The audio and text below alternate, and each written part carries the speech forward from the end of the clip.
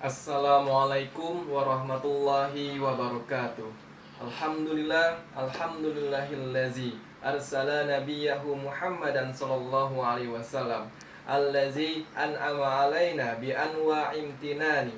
Asyhadu an la ilaha illallah wahdahu la syarikalah wa asyhadu anna Muhammadan abduhu wa rasuluh allazi ja'alahullahu khairal khalqi. Wasolli wa nusallim ala sayyidina Muhammadin sallallahu alaihi wasallam asyrafi ibadi amma ba' faya ibadallah usini binafsi wa iyyakum bitaqwallahi faqad fazal muttaqun. Qala Allah ta'ala fi kitabihil karim, a'udzu billahi minasyaitonir rajim, bismillahirrahmanirrahim. Ya ayyuhallazina amanu taqullaha haqqa tuqatih wala tamutunna illa wa antum muslimun. Hadirin jamaah Jumat rahimakumullah. Saya berpesan kepada pribadi saya sendiri sebagai khotib dan kepada para hadirin sekalian untuk terus meningkatkan takwa kita kepada Allah Subhanahu wa taala dengan cara mematuhi perintahnya dan menjauhi aneka macam larangan-larangannya. Hadirin rahimakumullah. Dalam rangka meningkatkan takwa kita kepada Allah Subhanahu wa taala, kita perlu melakukan ibadah dengan ikhlas, setulus hati.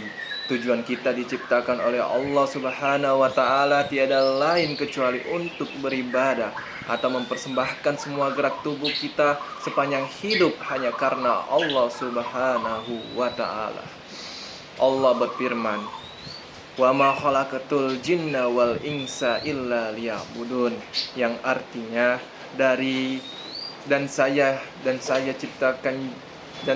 tidak menciptakan jin dan manusia kecuali untuk beribadah kepadaku, kata Allah dalam Quran surat Az-Zariyat ayat 56. Bukan berarti selama 24 jam kita hanya boleh menghabiskan waktu untuk sholat dan membaca Al-Quran saja. Namun sekolah, belajar di pesantren, bekerja, mencari nafkah, membantu orang tua, berbaik budi kepada teman, makan, minum, dan sejenisnya bisa juga bernilai ibadah, tergantung niat kita semua. Itu merupakan bagian dari ibadah. Persisnya ibadah ghairu mahdoh. Ibadah baik mahdoh maupun ghairu mahdoh masing-masing membutuhkan niat yang ikhlas, murni kepada Allah Subhanahu wa taala. Jika seseorang hanya akan diberi pahala dengan persentase sebesar mana ikhlasnya. Jika persentase ikhlas seseorang dalam hati hanya sebesar 40%, selebihnya dia berniat bukan karena Allah untuk tujuan supaya mendapatkan materi. Misalnya ia hanya akan mendapatkan balasan dari 40% niatnya tersebut. Artinya kadar balasan keikhlasan seseorang tergantung pada persentase ikhlasnya dalam hati.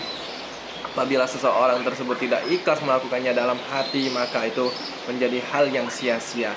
Sebagaimana disebutkan dalam hadis Sahih Bukhari, yang pertama kali disebut riwayat dari Sayyidina Umar bin Khattab radhiyallahu anhu, innama a'malu binniyat wa innama likulli imri'in ma nawa, yang artinya sesungguhnya amal-amal itu tergantung dengan niatnya dan setiap orang tergantung atas apa yang ia niatkan. Abdurrahman bin Abdussalam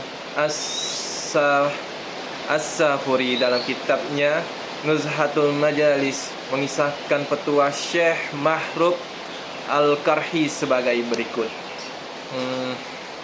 Waqala Ma'ru Al-Karhi man amila lis-sawabi fahuwa minat tujar, yang artinya barang siapa beramal supaya dapat pahala maka ia bagaikan orang yang sedang berdagang. Misalnya ia beramal dengan angan-angan mendapatkan keuntungan, itu seolah-olah seperti pedagang yang sedang tukar menukar, yakni amal dengan pahala. Waman amila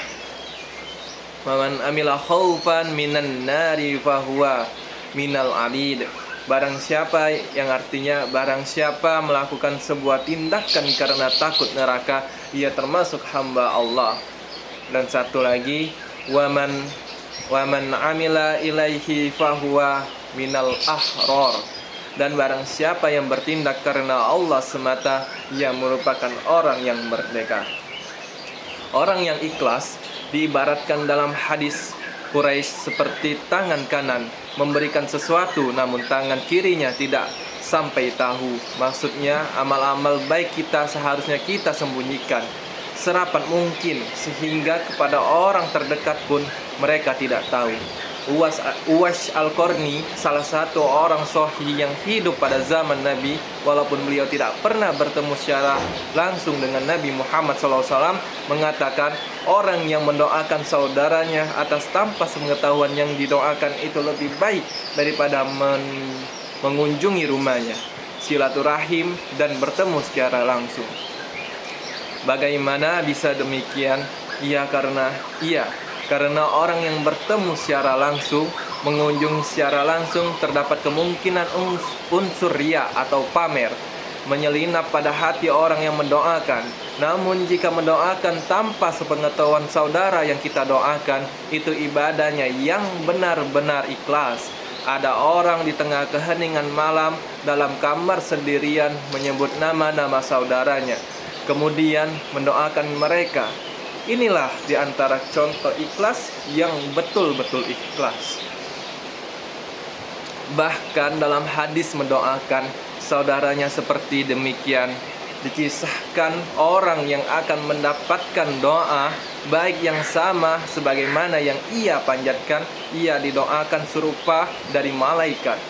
Malaikat mendoakan dengan kalimat walaka bimisli, yang artinya kamu juga akan mendapatkan sebagaimana yang kamu doakan atau yang kamu panjatkan. Hadirin rahimakumullah. Ada sebuah kisah Israiliyat dalam kitab Ihya Ulumuddin karangan Imam Al-Ghazali, bercerita terdapat suatu kaum yang menyembah pohon. Salah seorang ahli ibadah yang mengetahui fenomena ini hendak menghancurkan tempat peribadatan penyembahan pohon tersebut. Pada hari pertama saat hamba tersebut datang, iblis menghadang. Sudahlah, kamu jangan potong ini pohon. Andai saja kamu potong, penyembah-penyembahnya akan bisa mencari tuan sejenis. Percuma kamu potong, sudahlah kamu beribadah sendiri saja sana. Goda iblis pada ahli ibadah. Mendapat penghadangan dari iblis, maka demikian ahli ibadah ini marah. Ia kemudian menghantam tubuh iblis yang datang, menjelma sebagai sosok orang tua. Iblis pingsan seketika.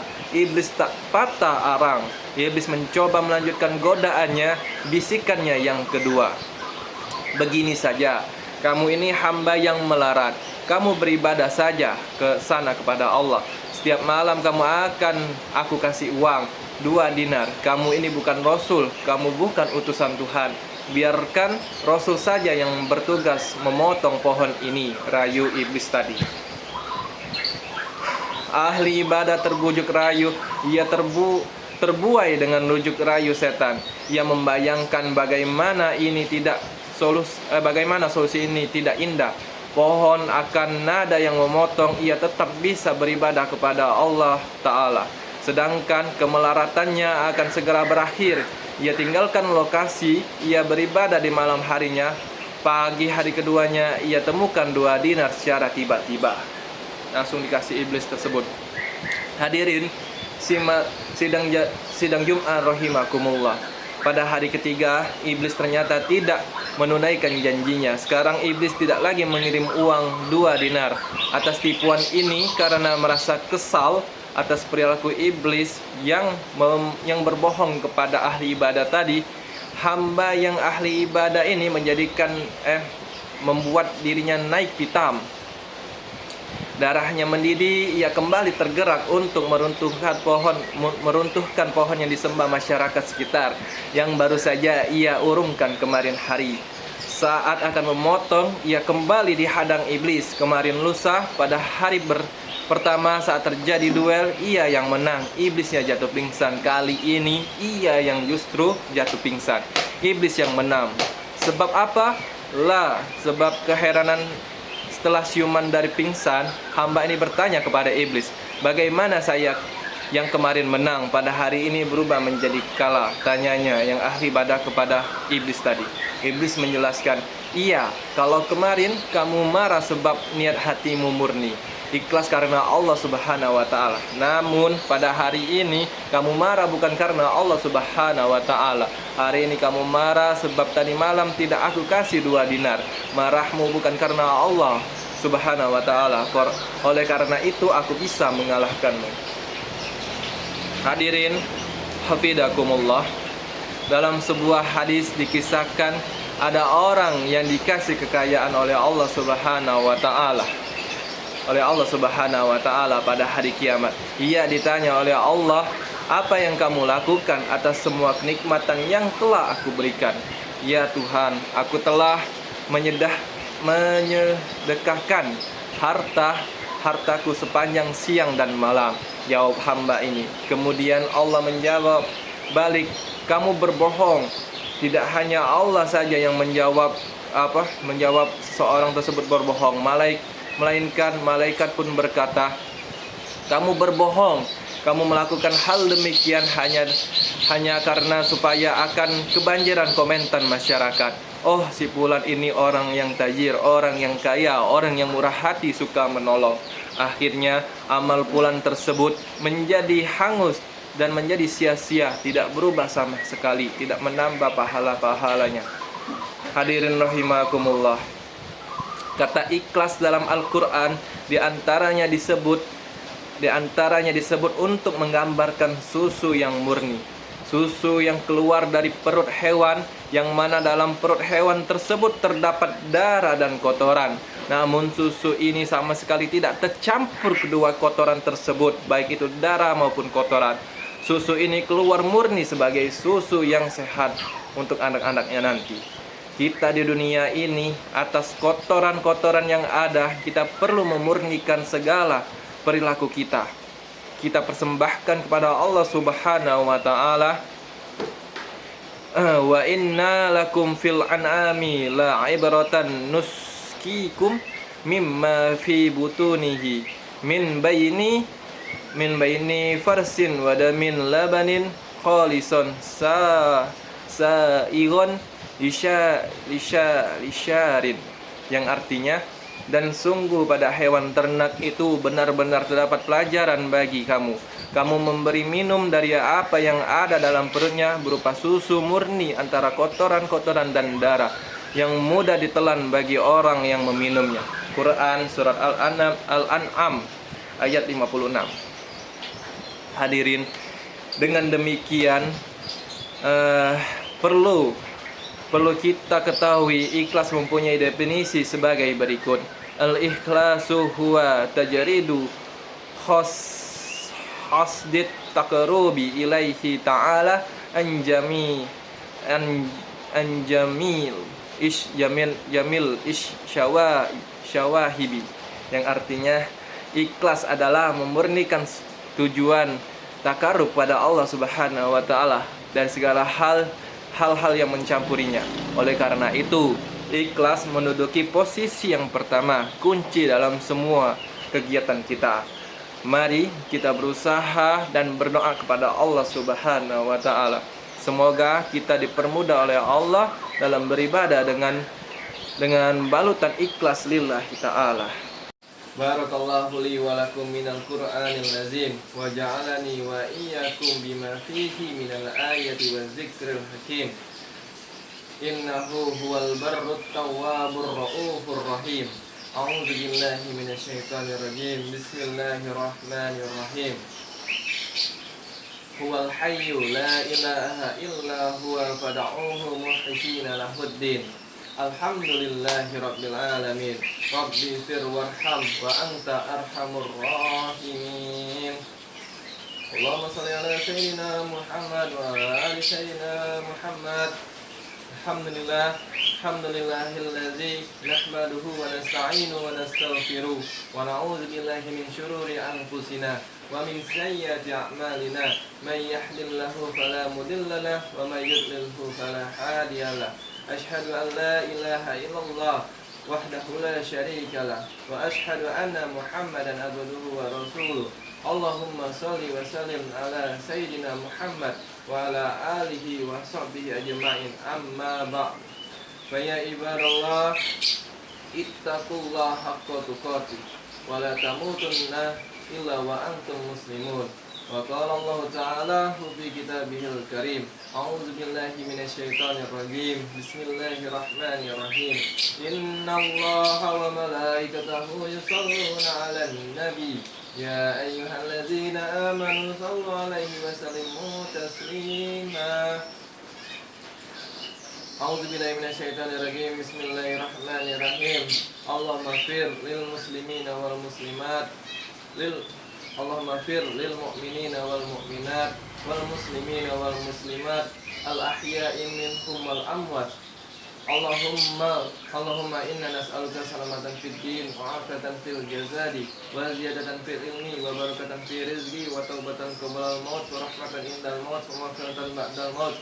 Allahumma hawin alaina fi sakaratil maut wa najatan minan nari wa afatan hisab. Rabbana la tuzigh qulubana ba'da idh hadaytana wa hab lana min ladunka rahmah innaka antal wahhab.